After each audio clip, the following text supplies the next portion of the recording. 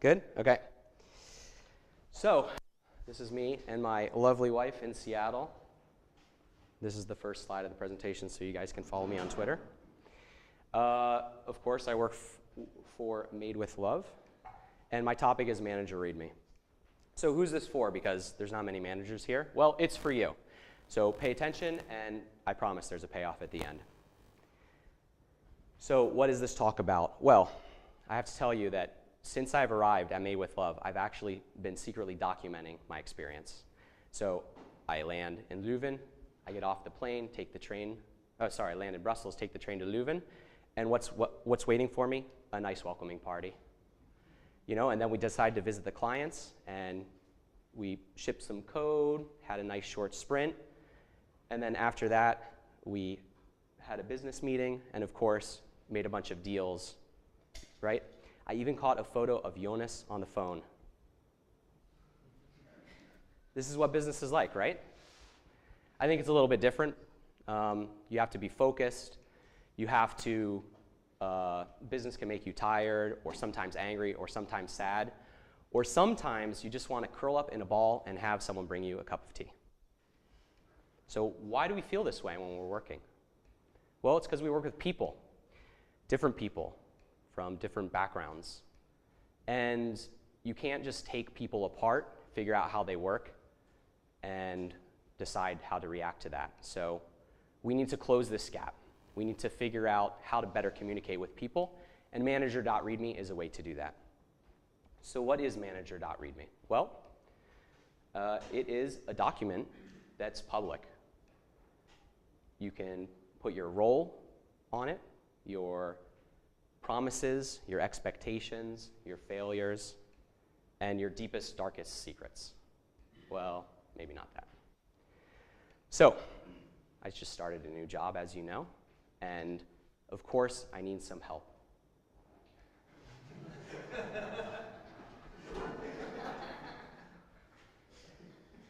No. So what do I think? Oh, snap. What's wrong? What's the period for? Am I going to get fired? No. This period is a distraction. And I think a manager's job is to remove distractions. So, Andreas might say, that's photoshopped. It is. Or he might say, but I always write like that. Well, how am I supposed to know? I'm new to the company.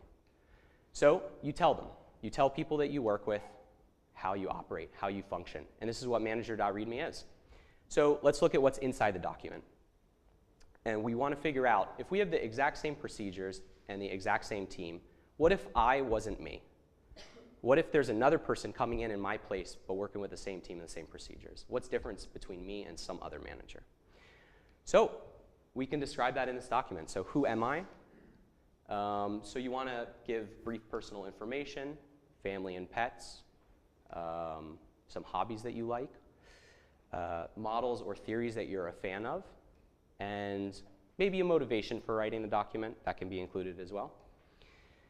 You want to include your role, and it's really important that it's not your title. It's actually what you do at the company. Keep in mind you have an audience, so it might be the developers and maybe his clients. You have to think about who's going to read this document. In addition, you might have a side goal or some part of business that you're very passionate about, and so you want to include that as well. There's also promises that you make, usually to your direct reports. So for instance, a one-on-one structure, and you are using one-on-ones, right? 24 hours per year for 5% payoff, pretty good. A feedback style, so how you're going to give feedback to the people you're working with. A context. Usually it's a manager's job to create a context about the work being done, so you can do that in written form. What type of transparency do you promise? Generally, it's recommended to explicitly state that you'll never lie to your direct reports, but sometimes you have to keep information held back because you're not ready to present it yet to the team. And of course, logistics. Some people have extremely busy calendars, and it's hard to schedule meetings with them. So how should I go about doing that? How should I get in contact with you? As far as expectations are concerned, these are the expectations you have for your colleagues. Usually with direct reports, you're going to have a feedback structure so that they can provide feedback to you. You're going to talk about scheduling, such as I expect you to be in the office from maybe 11 to 3, something like that. And of course, communication as well. So, do I expect you to answer emails at 7 p.m. on a Saturday night? Hopefully not, but some managers do. So, you should put that in this document. And not communication. So, this is that after hours information. Should you be looking at Slack after hours? Should you be looking at email after hours? Should you be answering the phone? I hope not, but some managers expect things like that. And of course, the values. Values from the company that you value, your personal values, things like that. I might expect my direct reports to have read the company values and pick one that they like a lot and that they are really trying to embody. So let's talk about failures. I think this is something that it's important as a manager to bring up. A lot of people like to rename it quirks. So what are the things that you're negative about? What are the things that draw an emotional response from you? And maybe there's some preferences you have for maybe working morning or working in the afternoon. Maybe you never want to have a meeting before 10 a.m. These are things you can put in here which will help educate your team about how you work. And of course, if you use periods at the end of every sentence, and sometimes it's scary when I say no, this is maybe something you can also put. There's also this concept of understatement and overstatement. So when you're discussing something with someone else, if it's positive and negative, some people overstate negative and understate positive, meaning if I'm trying to tell you something that you've done well, maybe I'm not using words that are getting through because I'm really not using language that's strong enough. And when receiving information as well, we have the same problem. So for instance, a lot of people, when they hear negative news, they take it very personally. So so managers that are returning feedback need to be aware that you take negative statements very strongly. So they need to work on that communication there. Last thing is editing. I think you need to be concise. This document shouldn't be very long. You should remove any company-wide items. So if you have procedures that everyone in the company does, I don't think they really need to be in here. And read it through it, look from the perspective, again, of your audience and think, does it make sense to add it? And also revisit this document every time you have a new team because things might have changed. People progress in the way that they work. So it's important to address it again at a later date. So this is manager.readme, but not everyone here is a manager. So I think that the next extension of what this document should be is something called colleague.readme. So I want to start a discussion about what this document should be and how we as developers and teammates can communicate better. Thanks.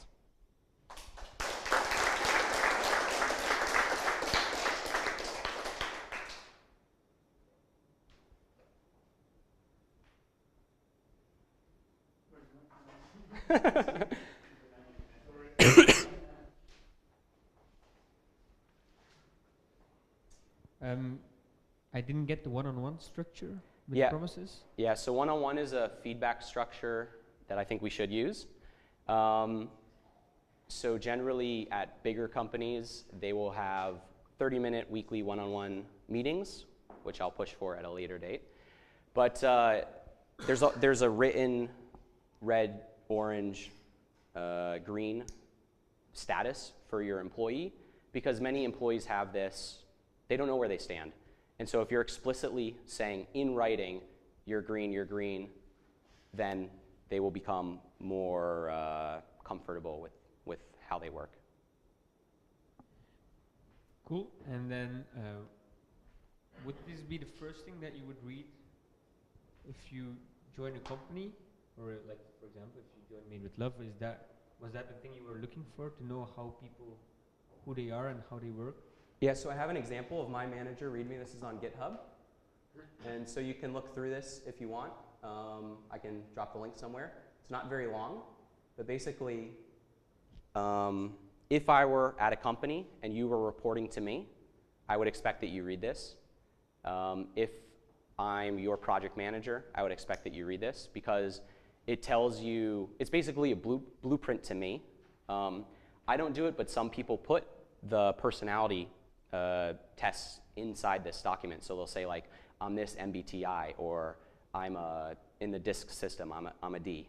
So this is a way, it just facilitates communication. It's essentially a summary of who you are so that we can begin working together. Does that answer? Very cool. Thanks.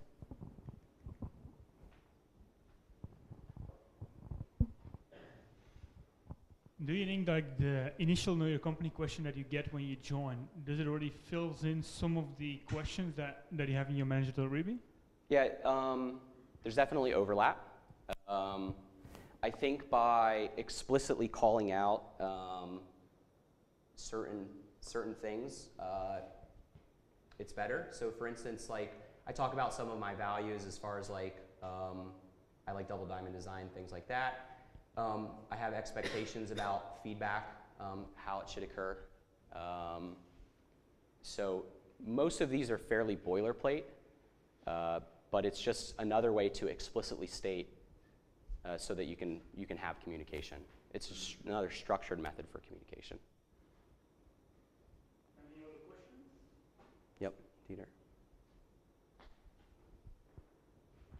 I guess what you have to do now is like discover what every team member is like and how it works and how it communicates. I kind of like that, but I also like this. It's a bit difficult because I think if I write this down for myself, I would put myself in a box, and you would automatically think like that. You wouldn't discover new things or a different approach to me. Yep. So there's definitely parts that are questionable. This is where I maybe succeed, where I think I succeed, and this is where I think I fail. Maybe these are true, maybe they're not. The other thing is this is a document that's living. So you know yourself best. I think that's true. And no, maybe. I think this is something that needs to be revisited. So of course, you know, this is not me. This is too short to be me. So, but this gives you an idea of my perspective. This gives you the idea of when I'm talking about something, where I'm coming from.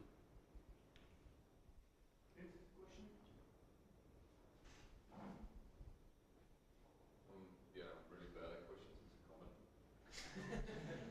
a comment. Again, really bad at questions. Please, questions, not stories, please. Thank you. Can promise that. No, Dieter, with the if you want to create such a document, I guess that it's really hard for yourself to basically learn everything about yourself in like a finger knip. I don't know if that's a word, but I just snapped that. Thank you. But you can use the peer-to-peer, like Reflect could be like a great way to learn to know yourself and use that as well. It could be like another topic inside that document. And I guess it's the same like with product documentation. You start documentation at one point because it's the product state at that moment in time. But the product changes, and so does the documentation. So I wouldn't be too afraid that you're boxing yourself. You're just describing yourself at that moment in time. But you change over time, and therefore you need to update it. Yeah, I think as much information as you can put out there, the better it will be. So. I think there's a good example online from, I think it's a CEO from Blendel. He has like a whole dedicated section in Notion about himself, on how to like approach him and how he thinks, and I think maybe that's like a very good example from somebody with like, very interesting, complicated job. Yeah, there's actually a bunch of manager readmes that you can look at, and these are written from the manager perspective, if this will load. So you can actually filter through them, see if this person is a manager of managers, a manager of direct reports, how long they've been managing. Mine's published on here. There's a lot of different ones. So you can look at the community. So for instance, 3 to 8 years, type, for instance, manager of managers. And then you can just look through and see what other people have written, how they structure their documents. Originally it was done as PowerPoint presentations, and then they would just like upload these somewhere and you kind of walk through it yourself. I think that there's a lot of different ways this can go. But this manager.readme is really for managers that are managing direct reports. And that's why I said I want to have a discussion about what is colleague.readme, what should be in that document. Because I think your audience is different, and therefore the content should be different. Steve, you structured your manager.readme, you have it on GitHub. Yep. If you make do you think that other people should also have input on your manager.readme? Like, can we make pull requests on it? Yeah. Okay, cool. It's a good question because maybe it's how you want to. Maybe something you say, I know myself best. I don't want anyone else to fill with it. But of course, like Dieter was saying, maybe I don't know myself the best, and maybe other people do. Then it makes sense to also allow for pull requests. Yeah, I definitely chose that medium for a reason.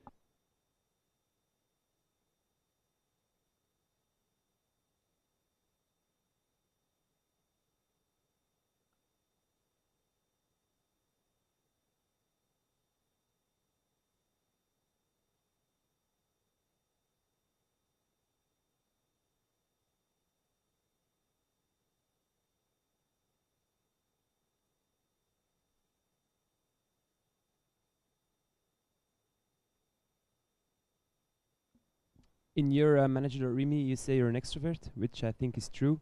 But do you think introvert people are able to write this about themselves and share the same kind of things that you would share as an extrovert?